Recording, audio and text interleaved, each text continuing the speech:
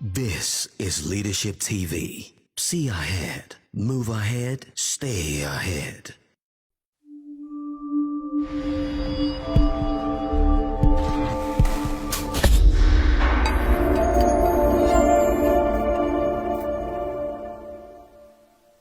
Welcome to the leadership series with me, Bishop Titi Ofe. We've so far had a very fantastic journey in this leadership series where I'm doing a 30-part leadership series.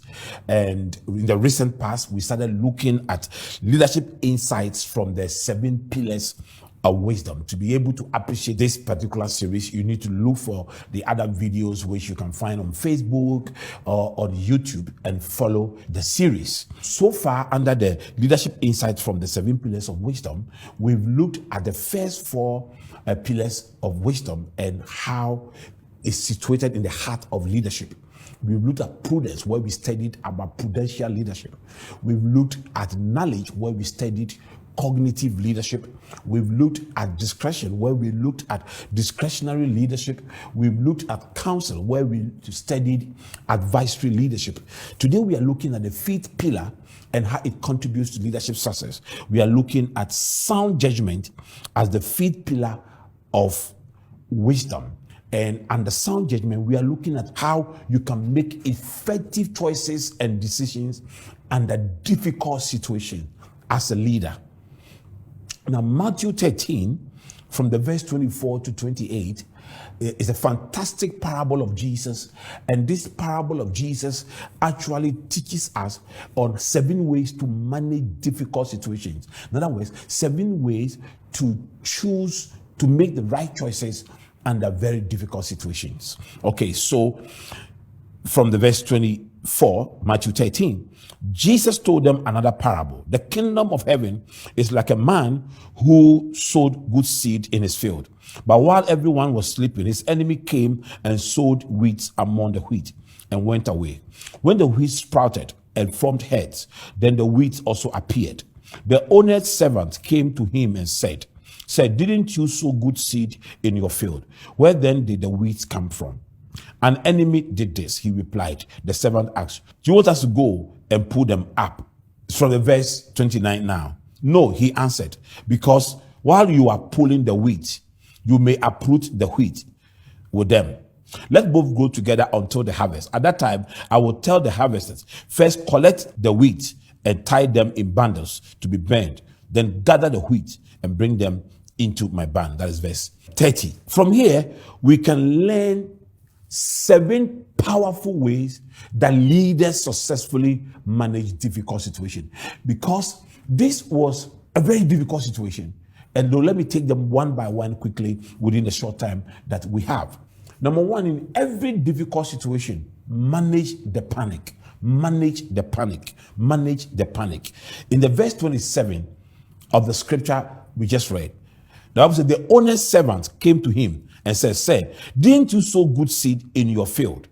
Where then did these weeds come from? You see, in this particular instance, they were questioning the loyalty and the sincerity of the owner. Because these were servants who have committed time, energy, and resources into working with this man. The man has assured them that I gave you good seeds to plant. They have planted, now waiting for the results. They have calculated paying school fees from it, probably renewing their rent from it, probably buying a house from the proceeds that will come from the labor that they have given in terms of planting this seed. And then for the thing to sprout to become wheat, they now go back to the owner of the farm to question his sincerity. Didn't you sow good seeds? If you did, where comes this? The panic. They were panicking. So they had to question the leader. Sometimes leaders are questioned by subordinates. If things don't go the way they expected, you can be questioned. But when you are questioned under such a panicky situation, what do you do as a leader? Provide the right answer. Provide the right answer. In verse 28, the man replied, an enemy did this. He had an answer. When leaders must provide answers to difficult questions, especially questions that is based on such panic. If you throw your hands in the air and create an ignoramus picture to your followers, you are finished. Provide answers as a leader in difficult situations. People need answers. COVID-19 came. Government closed schools. I have staff. They wanted answers. What do we do? Do we continue to run or not? Within days, we are successfully migrated onto online programs. Leaders must provide continuity answers and projects and ideas and concepts under difficult situations. Number 2, manage the pressure. Manage the pressure. Verse 28. An enemy did this. He replied. The servant asked him. More questions were following. Do you want us to go and pull them up? You know, sometimes followers want you to take action. When you have the big picture and you are looking at the big picture and you are devising your strategy, a strategic response, they want you to go out there and take action. I remember working as a young pastor. So that's the thing I used to do to my spiritual father. I used to go to him and say, Daddy, these people are doing this and that. Let's take action. We say, oh, Titi, take your time. Take your time. And in those days when he's saying take your time, I used to think that he was either timid or afraid of the people. Now I've become a senior pastor. And sometimes I have my junior pastors who also come to me. Like these people went and want you to take action. They even want you to preach a certain sermon to address a certain thing. Manage the pressure. Make sure nobody pressurizes you to do the wrong thing. Take your time under difficult situation to make the right decisions. Number 3, manage the procedure. Still, we are now reading verses 28 and 29. An enemy did this, he replied. The servant asked him, do you want us to go and pull them up? No, he answered, because whilst you are pulling the wheat, you may uproot the wheat with them. And amazing. There is always proper way of doing things. So under difficult situation, don't let the people push you to cut corners. Go through the procedure, proper ways of doing things. Maintain it. Make sure that you maintain that qualitative way of doing things. Don't lower the standard. Make sure you do the right thing. Follow the procedure. Number 4, manage the process. Manage the process. Verse 30. Let both grow together until the harvest. At that time, I will tell the harvesters, first collect the wheat and tie them in bundles to be burned. Then gather the wheat and bring it into my barn. Now, there is proper time to do everything. He said, wait, let them grow together. Proper time, manage the time. Don't be pushed around to rush in the midst of difficult situation. So manage the process as well.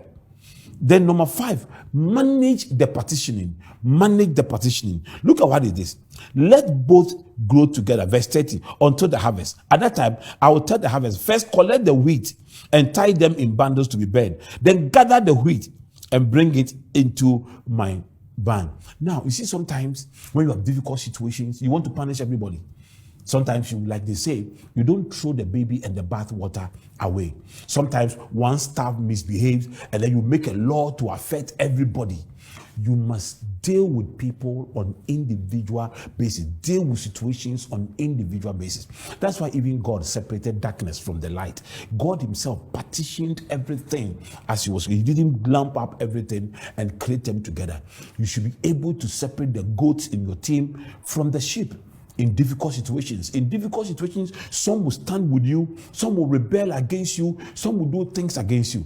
I am committed to raising spiritual sons. Some have been very extraordinary. Some have been very average. Some have been very loyal. Some have been extremely disloyal. I do not just say that, because somebody has been disloyal, everybody is disloyal, and therefore I am going to have a rule against everybody. There are people who worked for me that I gave them education up to masters. Some of them, the very week they got their qualification, they left the office. But that has not stopped me from still helping people to learn. Why? Because I know how to do partitioning. I know that I don't have to punish someone for the sin of the other in difficult situation.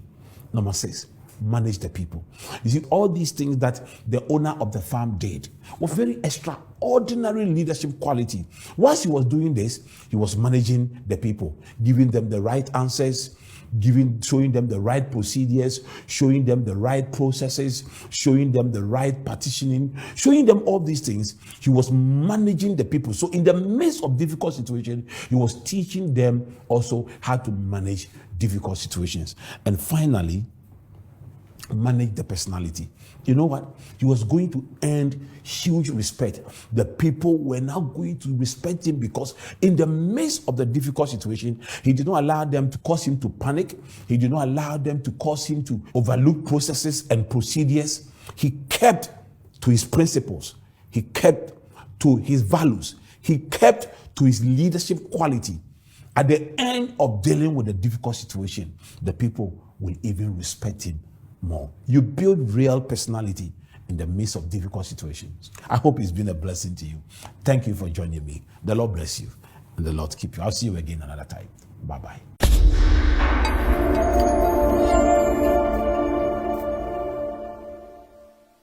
The mission of the Titi Affairs Center is to provide all manner of leadership learning opportunities to all manner of leaders in all manner of ways, mostly at no cost to these leaders who study at the Titi Affairs Center.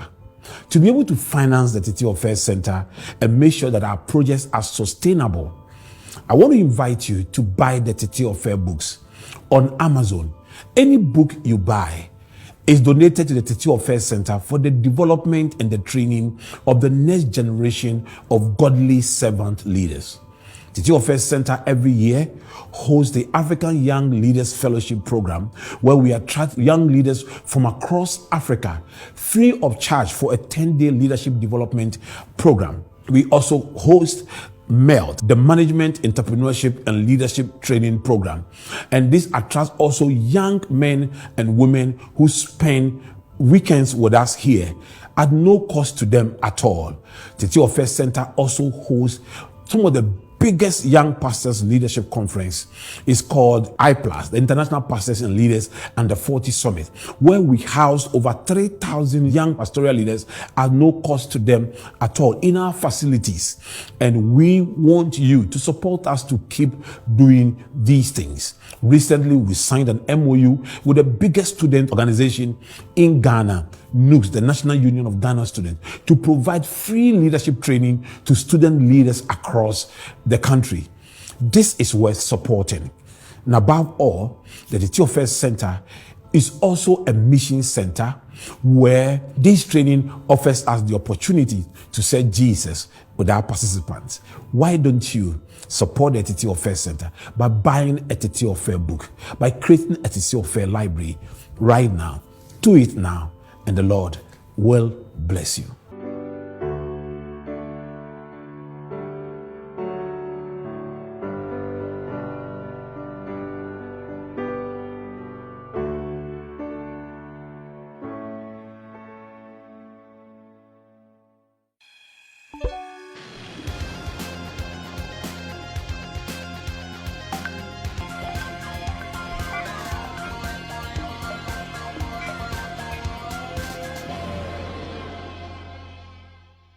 This is Leadership TV. See ahead, move ahead, stay ahead.